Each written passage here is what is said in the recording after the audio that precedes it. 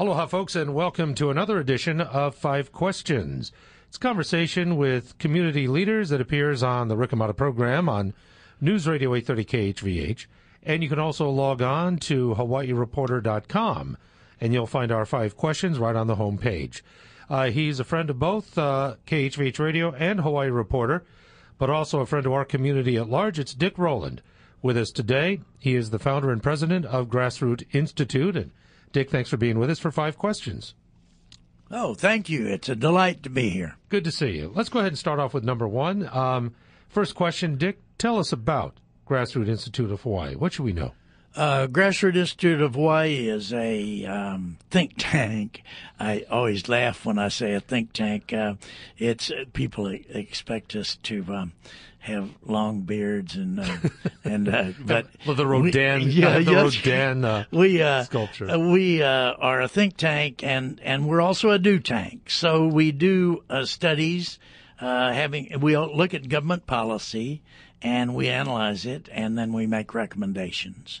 And then we do a lot of things in the community. We have a lot of events that we do, and that kind of thing, trying to influence, have some influence in the community, and and the Grassroot Institute has a philosophy that we should have a society that has a mission to make every individual more free and more able to make choices and to excel or to fail without any government interference or help. Very nicely put. Let me go to question number 2, and we'll dovetail on that in just a moment. Dick, if you were to encounter a complete stranger who would be absolutely uninformed, not even aware of Hawaii, and you were to tell this fellow or this young lady who had never heard of Hawaii, what would you tell them about our state, and what would be top of mind with you? I think, well, first, it's, boy, oh boy, is this conventional.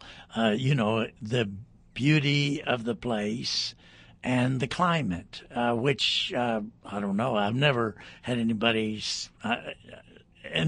challenge the idea that this is the greatest climate in the world. Mm-hmm.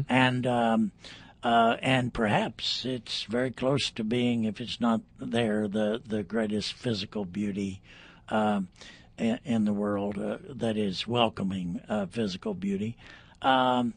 So that's I'd tell them that and tell them they need to come visit.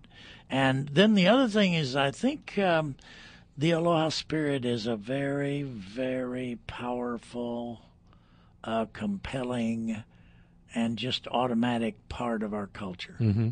I don't disagree with that at all. I'm going to expand on that for just a moment, though. And let's say the same individual had a question about living in Hawaii, and if they were astute enough to ask about our political, social, economic environment, if you were to expand on that a little bit, what would you share with them? Well, I would have to tell them that we have a kind of a society that looks to government to solve all problems and is very uncritical of that. And so if they were going to start a business, they need to be very well aware of that. And we just don't have a business-friendly society, nor, and certainly not the government being business-friendly.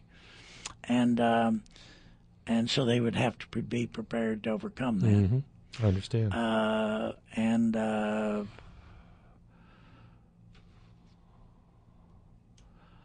I'm trying to think of what else I would tell them, but that I think, I guess it's a little bit of a lethargy on the part of our people. It's you just go along with what's happening without questioning. There's a lot of that, kind of an Oriental sort of a don't be the nail that sticks up. Because the pioneers take the first arrows, type of thing. Appreciate that. We're at question number 3 for Dick Rowland of Grassroot Institute. Hawaii, we and I know on my program and in some of the articles that I write and such that there are criticisms levied at Hawaii, our state, and we have a lot of challenges and things that we need to work on. What is it, Dick, in your mind that we in fact are failing to do as a community? But the flip side of that as well, what do we do that is done better than anyone else? Well, I guess going back to the aloha spirit, I don't think there's any challenge at all. I kind of giggle because I think of New York, which you go to New York City and is anything but the aloha spirit, but yet the people there are very, in their own way, very warm and very. But boy, it doesn't show. So it shows here, and. What was the next question? It was, the things that we aren't doing well. What is it that we're failing at that we really need to focus our attention on? Well, I think we need to get the state, we need to get the society turned around so that they're expecting less from the state and more from themselves, and more working together with themselves or doing things independently. Getting a kind of an independent frame of mind and not being hesitant to criticize or to say that you as an individual are extremely important. As a matter of fact, that's the only reason the government was formed, was to protect the individual. And it certainly wasn't formed to hurt some people so that you could help others, which is what it's kind of devolved into. And the amazing thing, by the way, is when I mention that to a legislator, they will agree with me. That wasn't the initial intention of government, and they're almost unconscious of the fact that that's what they do every day during the legislative session. That alone is an observation and a commentary that, we have just expanded the authority and the reach and have made things that traditionally the private sector would be able to take care of in a free market, and we've allowed government to get tentacles in and have ownership and of areas that are really irrelevant. I mean, I know that when you hear about core function of government can become somewhat of a trite statement, but it really isn't. And I think we've gravitated so far away from the very basics. It's I think we need more privatization. We need to think in terms of privatization. Question number 4, and why is Hawaii dominated by Democratic politics, by the Democrat Party? I guess it's just become tradition.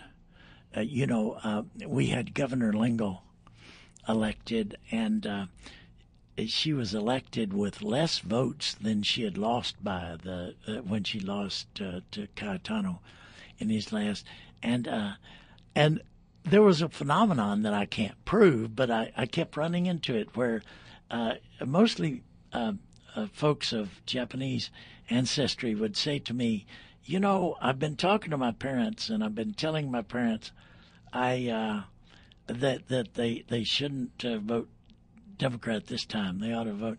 And they're saying, oh, no, they won't listen. And then finally, they'll say, okay, they'll think about it and so forth.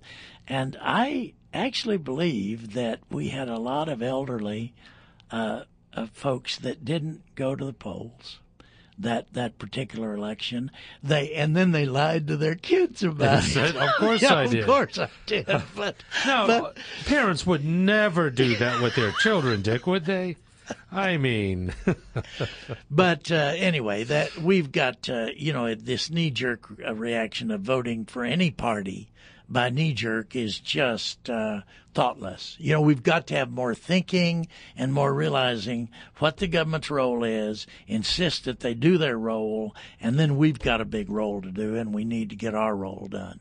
And there's a balancing act, and it's hard, but life's hard. That's right. And we just going to have to do what we have to do. I want to wrap things up with Dick Rowland having the magic wand here for a few moments. And that is if you, Dick Rowland, unilaterally could change, maybe not three things. Let's go with just one for now. If there was one thing in our community that you could wave that magic wand and unilaterally change, rectify, modify, eliminate, what have you, what would it be? Boy, that's a toughie. Can I do three? You can do five. You know, I think the first thing that I would do is do away with this idea of complete dependency and having a group of our people that want to be different from the others. And I'm talking about the so-called Akaka tribal bill, making having a separate government in Hawaii that is dependent and splitting the community, but also subjecting our fellows that end up in that situation to being treated like Indians. Holy moly, that is just a fearsome thing. And I would do away with the Jones Act if I could. The Jones Act runs our retail prices up by at least 30%. And then again, trying to get some accountability installed in our political system. And that right away would do away with all Democrat, or it would change the Democrats, which is immaterial, which it did. The thing is, we need to get the thing done. Well, it's been a delight chatting with you, Dick. Thank you very much. For our friends who are listening right now, how can folks contact you, learn more about Grassroot? My phone number is 864-1776, and I'd be delighted to talk to you. The address for the Grassroot Institute, I guess the email is grassroot-institute.org. So it's www.grassrootinstitute.org. And my email is Dick, D-I-C-K, at grassrootinstitute.org. And that's singular now because we focus on the individual and in the rights of the individual. Amen to that. Thank you so much for your time today, and I'm sure we'll have a chance to chat soon again. Thank you. Thank you. That's this edition of 5 Questions. You can hear it right here on News Radio 830 KHVH and also here on HawaiiReporter.com.